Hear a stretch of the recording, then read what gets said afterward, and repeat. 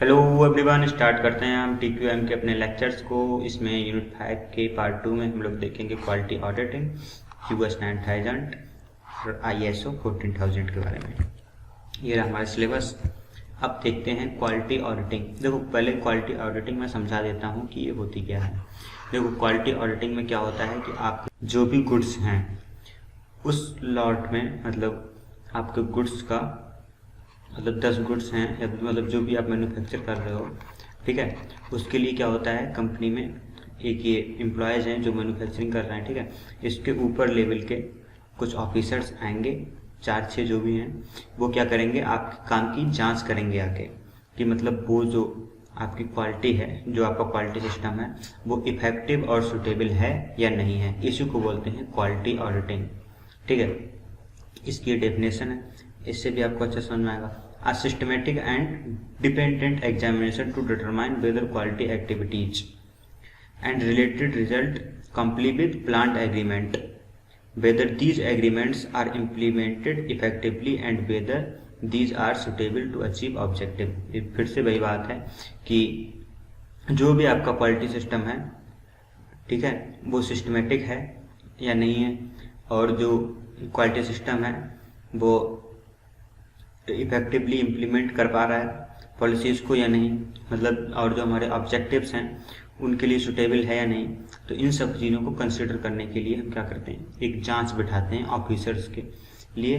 इसी को बोलते हैं ऑडिटिंग, मतलब क्वालिटी के ऊपर बैठाते हैं, इसीलिए इसको बोलते हैं क्वालिटी ऑडिटिंग, ठीक है।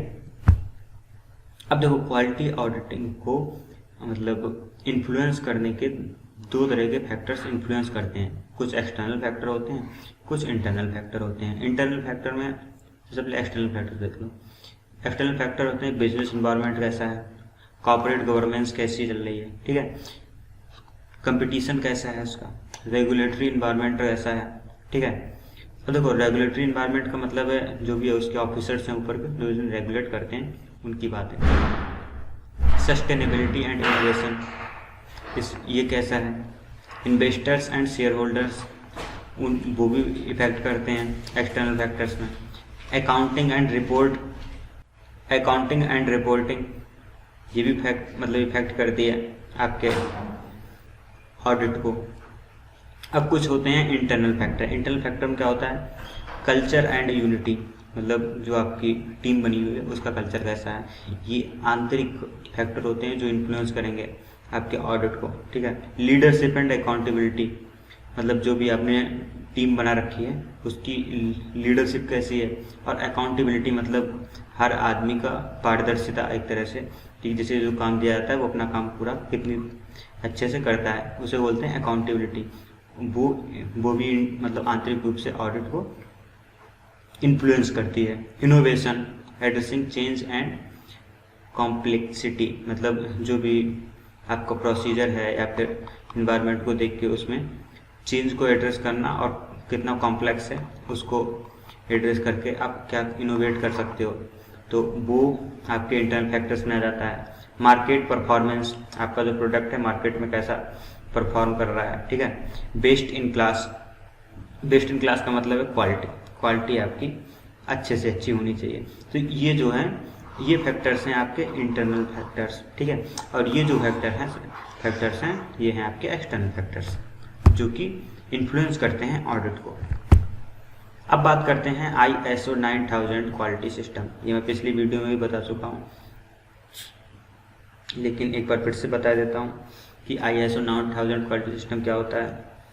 एक और डेफिनेशन है इसकी, the map refreshing the guidelines for solution and use of ISO series standard. मतलब एक मैप है जो क्या करता है, जो गाइडलाइंस बताता है या फिर इंटरनेशनल स्टैंडर्ड बताता है, क्योंकि इंटरनेशनल संस्था है, ठीक है, तो इंटरनेशनल स्टैंडर्ड को बताता है टेक्निकल रिपोर्ट को पब्लिश करके, ठीक है। तो इसी को बोलते हैं ISO 9000 क्वालिटी सिस्टम। पिछली वीडियो में अच्छे समझ में आएगा आपको, अगर इसमें समझ नहीं आ रहा, इसमें इतना ही समझो, ठीक है। अब इसमें हम देखते हैं नीड फॉर दी ISO 9000, इसको अच्छे समझते हैं। Every organisation is concern with the quality of its product और सर्विस। अब इसके रीज़न क्या है कि क्यों इम्प्लीमेंट करते हैं क्वालिटी सिस्टम। पहला, इम्प्रूवमेंट एम्प्लॉय इन्वॉल्वमेंट, मतलब जो एम्प्लॉय का इन्वॉल्वमेंट है वो बढ़ जाता है, वो अच्छे से इन्वॉल्व हो पाता है आपके ऑर्गेनाइजेशन में। इम्प्रूव्ड हाउस कीपिंग, मतलब वो अच्छे से आपके ऑर्गेनाइजेशन के साथ जुड़ पाता है। इम्प्रूव्ड डिसीजन मेकिंग, आपकी डिसीजन मेकिंग बढ़ जाती है। इम्प्रूव्ड कस्टमर सेटिस्फैक्शन, कस्टमर आपका ज़्यादा सेटिस्फाई रहता है। इम्प्रूव्ड सेफ वर्किंग, जो वर्किंग होती है वो सेफ रहती है, इसमें हैजार्ड्स कम होते हैं क्योंकि आप सारे के सारे स्टैंडर्ड्स को फॉलो कर रहे होते हो, सेफ्टी मेजर्स भी इसमें आते हैं, ठीक है। तो सेफ वर्किंग हो जाती है। रिड्यूस्ड कस्टमर कंप्लेंट, अब जब अच्छे क्वालिटी का मटेरियल आप प्रोवाइड कराओगे तो कस्टमर की कंप्लेंट कमी आएंगी। रिड्यूस्ड क्वालिटी कॉस्ट, और इससे क्वालिटी की कॉस्ट भी कम होती है, ठीक है। अब ISO 14000 कॉन्सेप्ट, अब इसको समझते हैं। It is a management standard, it is not performance और प्रोडक्ट स्टैंडर्ड, ठीक है। मैंने पिछली वीडियो में भी बताया है इसको, इस वीडियो में आपको मोटा मोटा बता दूं तो ISO 14000 जो भी हमारे इन्वायरमेंट के लिए हमने जो नियम और कायदे बना रखे होते हैं इन्वायरमेंट को साफ रखने के लिए, ठीक है, उनको मतलब वो सीरीज होती है हमारी ISO 14000 की। तो ये पहली बात ये है कि it is a management standard, it is not performance और प्रोडक्ट स्टैंडर्ड, मतलब इसमें कोई प्रोडक्ट तो है नहीं इन्वायरमेंट, तो इसलिए उसके लिए कोई स्टैंडर्ड बनता नहीं है। The underlying purpose of ISO 14000 is that companies will improve their environmental performance by implementing, but there are no standard for performance or level of improvement, मतलब कोई स्पेसिफिक स्टैंडर्ड नहीं बनाया है, लेकिन फिर भी कुछ स्टैंडर्ड हैं कि आपकी जैसे कोई फैक्ट्री है तो उसकी जो चिमनी की हाइट है वो 50 फीट से ऊपर, मतलब ऊपर होनी चाहिए, इस तरह के कुछ स्टैंडर्ड बनाए हैं, लेकिन कोई फिक्स स्टैंडर्ड नहीं बना हुआ है जैसे अदर उनके लिए बना होता है, ठीक है। तो पहले क्या होता था कि बहुत सारी फैक्ट्रीज में जो वर्कर्स होते हैं वो बहुत ही मतलब ऐसे मतलब माहौल में काम करते थे कि कई बार उनकी क्या होती थी, गैस वगैरह से मौत हो जाती है। तो इस और दूसरी बात यह है ग्लोबल वार्मिंग बहुत बढ़ने लगी, तो इससे सरकार ने गंभीरता से लिया और एनवायरनमेंट के लिए भी अलग से सेट ऑफ रूल्स निकाले इसी, और उसके लिए भी इसने ISO ने दिया था, और तो फिर इसने एक नया नंबर मतलब एक नया कोड दिया, इसको बोलते हैं 14000, इसीलिए ये बन गया ISO 14000, ठीक है। ये काय के लिए है, ये इन्वायरमेंट के लिए जो सेट ऑफ रूल्स हैं उनके लिए है। अब कैरेक्टरिस्टिक्स देख लेते हैं ISO 14000 की, इससे अच्छे से आएगा आपको समझ में। And environmental policy supported by the top management, ठीक है, जो सबसे टॉप मैनेजमेंट होता है उसकी सपोर्ट के बिना ये तो चल नहीं सकती, ठीक है, क्योंकि इसमें एक्स्ट्रा खर्चा तो आता ही आता है, ठीक है। अगर तो आपका टॉप मैनेजमेंट अगर सपोर्ट नहीं करता तो ये नहीं चल सकती। Identification of environmental aspect and significant impact, identification of legal and other requirement, जो भी अदर रिक्वायरमेंट है उसकी भी पहचान होती है। Environmental goal, objective and target that support the policy, कुछ गोल और ऑब्जेक्टिव आपको ऐसे बनाने पड़ेंगे कि जो इन्वायरमेंट को सपोर्ट करते हैं। एंड इन्वायरमेंटल मैनेजमेंट प्रोग्राम, ठीक है, इन्वायरमेंट को मैनेजमेंट के प्रोग्राम बनाने पड़ेंगे। Definition of role, responsibility and authorities, ठीक है, सबको डिफाइन करना पड़ेगा किसको क्या क्या रोल निभाना है। ट्रेनिंग एंड अवेयरनेस प्रोसीजर, आपको मुहिम चलानी होगी पर्यावरण के बारे में अवेयर करने की, ठीक है। Process of communication of the environment management system to all interested party, सभी इंटरेस्टेड पार्टी से आपको कम्युनिकेट करना होगा, ठीक है।